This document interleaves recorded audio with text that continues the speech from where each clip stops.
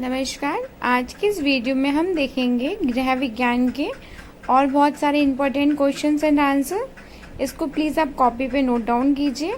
Copy पे note down करने के लिए मैं इसलिए बोल रही हूँ ताकि आप इसको लिख लिख के याद कर सकें। तो चलिए देखते हैं। आज का हमारा पहला क्वेश्चन है जो 51 नंबर का है। भोजन में विविधता की आवश्यकता क्यों होती है? तो प्रतिदिन एक ही प्रकार के भोजन से अरुचि उत्पन्न हो जाती है, अतः भोजन में विविधता आवश्यक होती है। फिर 52 नंबर का अपना क्वेश्चन है, आहार आयोजन किससे प्रभावित होता है? तो आहार आयोजन प्रभावित होता है, ये गलत इसमें लिख रखा है, कोई बात नहीं, आपको पता है क्वेश्चन में आएगा प्रभावित होता है।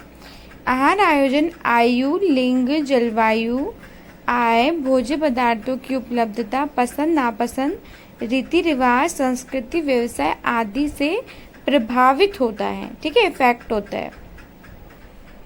फिर नेक्स्ट है हमारा 53 का, आहार आयोजन की आवश्यकता क्यों होती है? तो आहार आयोजन द्वारा परिवार की सभी सदस्यों की पौष्टिक आवश्यकताओं की पूर्ति की जा सकती है। फिर हमारा 54 नंबर का क्वेश्चन है, परिवार के विभिन्न सदस्यों की पोषण संबंधी आवश्यकता भिन्न भिन्न क्यों होती है? तो परिवार के विभिन्न सदस्यों की उम्र, लिंग, स्थिति व क्रियाशीलता भिन्न भिन्न होने के कारण पोषण संबंधी आवश्यकता भिन्न भिन्न होती है। फिर नेक्स्ट है, संदर्भ इकाई किसे कहते हैं?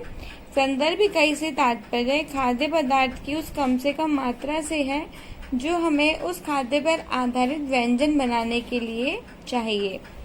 फिर नेक्स्ट है 56, संतुलित आहार किसे कहते हैं?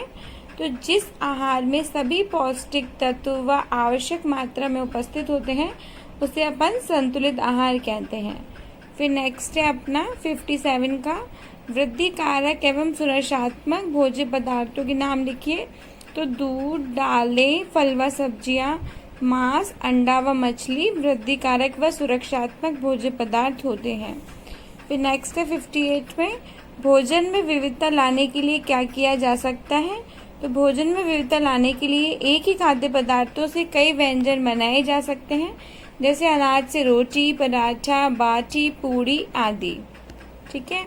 फिर है, संदर्भ इकाई का उपयोग करना क्यों आवश्यक होता है? पौष्टिक आवश्यकता के अनुसार सीमित साधनों द्वारा परिवार के विभिन्न सदस्यों को संतुलित आहार प्रदान करने के लिए संदर्भ इकाई का उपयोग करना आवश्यक होता है। फिर नेक्स्ट है अपना 60, दिन भर में आहार आयोजन की संख्या कितनी होनी चाहिए? क्या उन्हें घटाया या बढ़ाया जा सकता है? तो आहार आयोजन का मीन्स मतलब आप कितने टाइम आप मील देंगे एक पर्सन को। तो एक दिन में मुख्यतः 3 से 4 बार आहार की योजना बनानी चाहिए, मतलब 3 से 4 बार आप आहार ग्रहण करते हैं, लेकिन व्यक्ति विशेष की आवश्यकता व रुचि के अनुसार उसे घटा व बढ़ा भी जा सकता है। जैसे एग्जाम्पल फॉर, एक धात्री अवस्था की महिला है या गर्भावस्था की महिला है तो अपन उसको 3 या 4 बजाय देने के 5 से 6 बार थोड़ी थोड़ी मात्रा में और देंगे बढ़ा करके। ठीक है, क्योंकि उसकी पौष्टिक आवश्यकताएं क्या हो जाती है, बढ़ जाती है। ठीक है। फिर नेक्स्ट है क्वेश्चन, बहुत इंपॉर्टेंट है ये, शैशवावस्था किसे कहते हैं? तो शिशु के जन्म के पश्चात 1 वर्ष तक की अवस्था को शैशवावस्था कहते हैं। ठीक है, यहाँ पे बोल रहा है ये शिशु के जन्म के पश्चात। ठीक है, किसकी अवस्था? बच्चे की अवस्था को शैशवावस्था कहते हैं। और शिशु के जन्म के पश्चात जब तक एक माता शिशु को स्तनपान कराती है उसे धात्री अवस्था या प्रसूतावस्था भी कहते हैं। ठीक है। फिर है अपना मांग स्तनपान से क्या तात्पर्य है? शिशु के रोने पर या मांग करने पर स्तनपान कराने को मांग स्तनपान कहते हैं। फिर नेक्स्ट है 2017 में आया हुआ है, पूरक आहार से क्या मतलब होता है? ठीक है, यह पूरक आहार से क्या तात्पर्य होता है? पूरक आहार, परिपूरक आहार या अनुपूरक आहार, कुछ भी वो बोले, क्वेश्चन एक ही होता है। शिशु की वृद्धि और विकास की दर को बनाए रखने के लिए स्तन दूध के अतिरिक्त दिया जाने वाला आहार को पूरक आहार कहते हैं। जैसे कि अपन कह सकते हैं अपना उबला हुआ आलू, चावल है, दाल का पानी है, सूजी की खीर है, चावल की खीर है, मसला हुआ केला ले सकते हैं, कोई भी फ्रूट ले सकते हैं, फ्रूट का जूसेस ले सकते हैं। तो ये सब पूरक आहार के अंतर्गत आते हैं। तो 64 क्वेश्चन है, स्तनपान छुड़ाने के लिए दिए जाने वाले आहार को कहते हैं?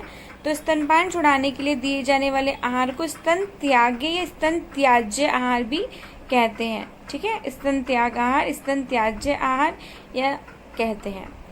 अर्ध ठोस भोज्य पदार्थों में कौन से भोज्य पदार्थ सम्मिलित होते हैं? अर्धठोस भोज्य पदार्थों में सूजी की खीर, पतली खिचड़ी और दलिया सम्मिलित होते हैं। अर्धठोस मतलब सेमी लिक्विड, ठीक है, सेमी सॉलिड, सेमी लिक्विड में तो अपना आ जाता है। अर्ध तरल वाली जो चीजें होती है वो इसके अंतर्गत आ जाती है। ठीक है, माँ का दूध ही शिशु के लिए सर्वश्रेष्ठ है, क्यों? माँ का दूध स्वच्छ, जीवाणु कीटाणु रहित, सुपाच्य एवं पौष्टिक होता है इसलिए, और उसमें माँ के अनुसार शिशु के अकॉर्डिंग सारे न्यूट्रिएंट्स होते हैं, सारे पोषक तत्व विद्यमान होते हैं इसीलिए। बाल्यावस्था से क्या तात्पर्य होता है? ठीक है, तो शैशवावस्था के समाप्त होने से लेकर किशोरावस्था प्रारंभ होने तक का समय बाल्यावस्था कहलाता है, अर्थात 1 वर्ष से 10 से 12 वर्ष तक की आयु के बच्चों को बाल्यावस्था में आते हैं। दंतशय क्या होता है? डेंटल कैविटी जिसको बोलते हैं। दांतों में मीठे भोज्य पदार्थों के चिपक के रहना और इन पर पलने वाले जीवाणुओं के कारण दांतों का सड़ना दंतशय कहलाता है। ठीक है, बाल्यावस्था को कितने भागों में बांटते हैं? तो बाल्यावस्था को 2 भागों में बांटते हैं, प्रारंभिक या फिर पूर्व बाल्यावस्था 2 से 6 वर्ष और उत्तर बाल्यावस्था 6 से 12 वर्ष। पूर्व बाल्यावस्था से क्या तात्पर्य होता है? 2 से 6 वर्ष तक की अवस्था को पूर्व बाल्यावस्था अथवा पूर्वशाली की अवस्था कहते हैं, क्योंकि इस अवस्था में बालक या तो स्कूल जाते नहीं हैं और जाते हैं तो अल्प समय के लिए जाते हैं। फिर नेक्स्ट है अपना 71 का, उत्तर बाल्यावस्था वाले बालकों को विद्यालय बालक क्यों कहते हैं? ठीक है, उत्तर बाल्यावस्था के बालक नियमित रूप से विद्यालय जाते हैं, औपचारिक शिक्षा ग्रहण करते हैं, इसलिए इस विद्यालय को जो इस अवस्था होती है इसको अपन उत्तर बाल्यावस्था कहते हैं, इसलिए इस अवस्था को बालक को विद्यालय बालक कहते हैं। ठीक है, यदि बालक को व्यंजन पसंद नहीं आए तो क्या करना चाहिए? यदि बालक को कोई व्यंजन पसंद नहीं आए तो व्यंजन बनाने की विधि में परिवर्तन कर लेना चाहिए। किशोरावस्था में भार में वृद्धि किन कारणों से होती है? तो वसा में वृद्धि तथा अस्थियों के आकार और भार में वृद्धि के कारण ऐसा होता है, और पेशीय ऊतकों में वृद्धि के कारण ऐसा होता है। फिर नेक्स्ट है, किशोरावस्था में भोजन से संबंधित कौन सी समस्याएं आती हैं? तो किशोरावस्था में भोजन से संबंधित निम्न समस्याएं आती हैं। पहले की रक्त की कमी जिसको कि एनीमिया बोलते हैं, रक्ताल्पता, शारीरिक दुर्बलता, कील मुहासे, मोटापा आदि। फिर नेक्स्ट है, अस्थियों को वृद्धि और विकास के लिए किन तत्वों की आवश्यकता होती है? तो अस्थियों के वृद्धि और विकास के लिए कैल्शियम और फास्फोरस की आवश्यकता होती है। ठीक है, और अस्थियों का कौन सा डिजीज होती है? उसको बोलते हैं ऑस्टियोपोरोसिस। ठीक है, किशोरावस्था में तैलीय ग्रंथियों की अति सक्रिय संक्रमण से क्या समस्या होती है? तो किशोरावस्था में तैलीय ग्रंथियों के अति सक्रिय और संक्रमण से चेहरे पर कील मुहासे निकलने की समस्या आती है। किशोरावस्था में भोजन संबंधी कौन से तत्वों की आवश्यकता होती है? तो किशोरावस्था में विकास के लिए लौह तत्व, विटामिन, खनिज लवण, वसा एवं प्रोटीन की आवश्यकता होती है। एक 16 से 18 वर्ष की किशोर बालिका के लिए कितनी कैलोरीज की आवश्यकता होती है? तो एक 16 से 18 वर्ष की जो किशोर बालिका है उसके लिए 2060 किलो कैलोरीज की आवश्यकता होती है। वयस्कावस्था किसे कहते हैं? किशोरावस्था की समाप्ति से वृद्धावस्था के प्रारंभ के काल को अपन वयस्कावस्था कहते हैं, मतलब 21 से 60 वर्ष तक की अवस्था को वयस्कावस्था कहते हैं। फिर नेक्स्ट है, महिलाएं पोषण संबंधी समस्याओं का शिकार क्यों होती हैं? अधिकतर महिलाएं दुर्बल एवं शरीरी दिखने की लालसा में नाश्ता ग्रहण नहीं करती और कम भोजन ग्रहण करती है, इसलिए पोषण संबंधी समस्याओं का शिकार होती है। फिर नेक्स्ट है अपना क्वेश्चन 81 नंबर का, शारीरिक श्रम के आधार पर व्यक्तियों को कितने वर्गों में बांटा जाता है? ये पिछली बार बोर्ड में आ चुका है। तो शारीरिक क्रियाशीलता के आधार पर कह सकते हैं, श्रम के आधार पर व्यक्ति को 3 भागों में बांटते हैं, अधिक क्रियाशील, मध्यम क्रियाशील और निम्न क्रियाशील या फिर कम क्रियाशील। खाद्य पदार्थों में प्रोटीन की उपस्थिति क्यों अनिवार्य है? शरीर के विभिन्न प्रकार के तंतुओं की टूट फूट की मरम्मत एवं निर्वहन के लिए प्रोटीन की आवश्यकता अनिवार्य है।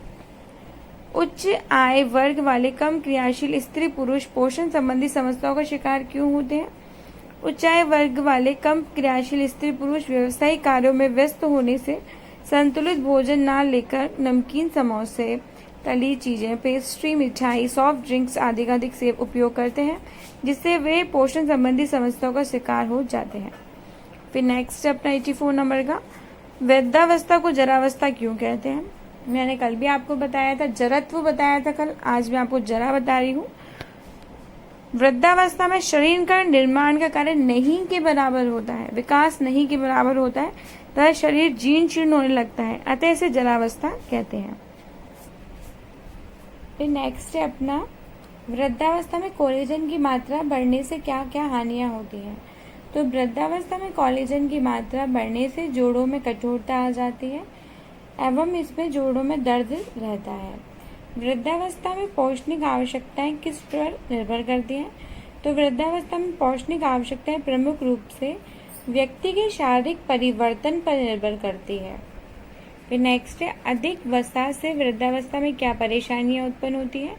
तो अधिक वसा से वृद्धावस्था में मोटापा, मधुमेह मतलब डायबिटीज, हृदय संबंधी रोग मतलब एथेरोस्क्लेरोसिस, कब्ज मतलब कॉन्स्टिपेशन, वॉमिटिंग आदि रोग हो जाते हैं। फिर नेक्स्ट है, लौह तत्व की कमी से कौन सा रोग हो जाता है? तो लौह तत्व की कमी से रक्ताल्पता नामक रोग हो जाता है। फिर 89 नंबर क्वेश्चन है, 2017 में आ चुका है ये, वृद्धावस्था में ऑस्टियोपोरोसिस रोग के कारण बताइए, अथवा कैल्शियम युक्त भोज्य पदार्थों की कमी से वृद्धावस्था में कौन कौन से रोग हो जाते हैं? तो कैल्शियम युक्त भोज्य पदार्थों की कमी से वृद्धावस्था में ऑस्टियोपोरोसिस रोग हो जाता है।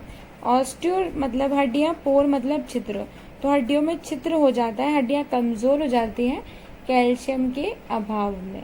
ठीक है। फिर नेक्स्ट है, गर्भावस्था क्या है? गर्भावस्था में शुक्राणु द्वारा निषेचित अंडाणु से शिशु के बनने तक 9 माह की अवधि गर्भावस्था कहलाती है। रक्ताल्पता क्या होता है? रक्त में जब हीमोग्लोबिन का स्तर 11 ग्राम प्रति मिलीलीटर से कम हो जाता है तो उसे रक्ताल्पता कहते हैं। इंग्लिश में इसको बोलते हैं बच्चों एनीमिया रोग। ठीक है, बहुत इंपॉर्टेंट क्वेश्चन है ये। 92, गर्भावस्था में अतिरिक्त पौष्टिक तत्वों की आवश्यकता क्यों होती है? गर्भस्थ शिशु की वृद्धि और विकास के लिए गर्भवती स्त्री के शारीरिक स्वास्थ्य पर निर्भर होता है, अतः गृहिणी को अतिरिक्त पोषक तत्वों की आवश्यकता होती है। फिर 93 क्वेश्चन है, गर्भावस्था में उच्च रक्तचाप की संभावना क्यों हो जाती है? गर्भस्थ शिशु के कारण हृदय पर रक्त में परिवहन का अतिरिक्त भार पड़ने से उच्च रक्तचाप की संभावना हो जाती है। फिर 94 है, गर्भावस्था में प्राय किन समस्याओं का सामना करना पड़ता है? गर्भावस्था में प्राय रक्ताल्पता, उच्च रक्तचाप, सूजन, अपच, प्रातःकालीन वमन आदि समस्याओं का सामना करना पड़ सकता है। फिर नेक्स्ट क्वेश्चन है, गर्भावस्था में मांसपेशियों में आयरन किस तत्व की कमी के कारण होता है? तो कैल्शियम की कमी के कारण ऐसा होता है। फिर नेक्स्ट है, धात्री अवस्था किसे कहते हैं? धात्री अवस्था या प्रसूतावस्था। स्तनपान अवस्था वह अवस्था होती है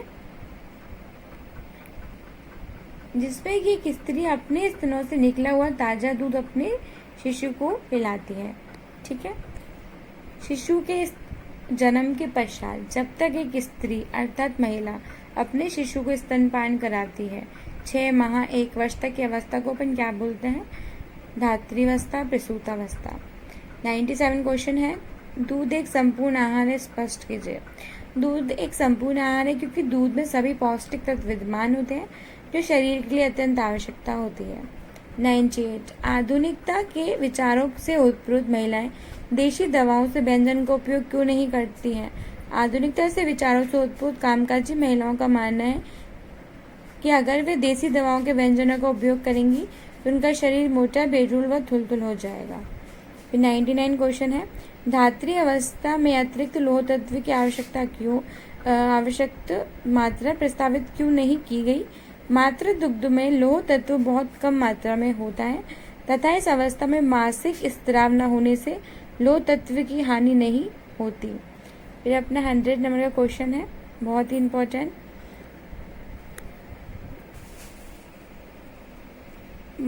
माता के स्तनों से कम दुग्ध स्खलन के कोई 2 कारण लिखिए।